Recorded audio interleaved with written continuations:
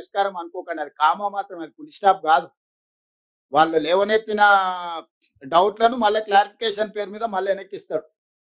ఎందుకంటే మోడీ గారి మనగడ చంద్రబాబు నాయుడు గారి మీద ఉంది, చంద్రబాబు నాయుడు గారి మనగడ గోదావరి బంకచర్ల మీద ఉంది.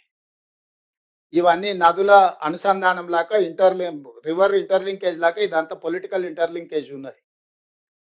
అందుకోసమనే ఇది మన తెలంగాణలో కడుతున్న ప్రాజెక్టులు కానీ తెలంగాణకు కేటాయించిన నీళ్లను పక్కాగా లెక్కలు రాసి మన కేటాయింపులు జరిగినప్పుడే ఈ సమస్యకు పరిష్కారము. ఇది ఒక రోజు, ఒక నెల, ఒక సంవత్సరంలోనూ తేలే వివాదం కాదు. అందుకే ఈ హాల్లో ఉన్న ప్రతి ప్రజాప్రతినిధి దీన్ని నేర్చుకోవాలి.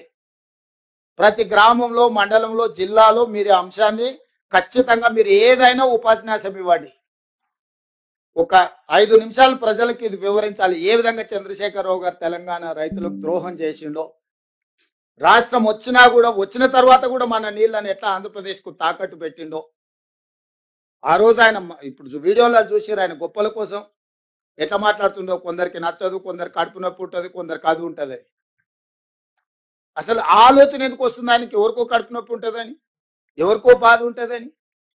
అంటే ఎవరన్నా ఆయన ఏమన్నా అనేరు కానీ అని ముందుగానే మన మీద బురద చల్లుతున్నాడు. మన ఉద్దేశాలను, మన ఆలోచనలని తప్పు పట్టాలి అన్నట్టుగా.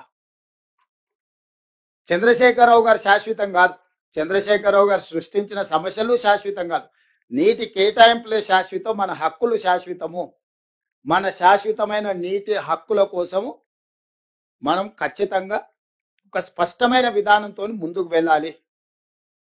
ఇక్కడికి వచ్చిన పెద్దలందరికీ, కొంతమంది మిత్రులు, చాలా మంది పెద్దలు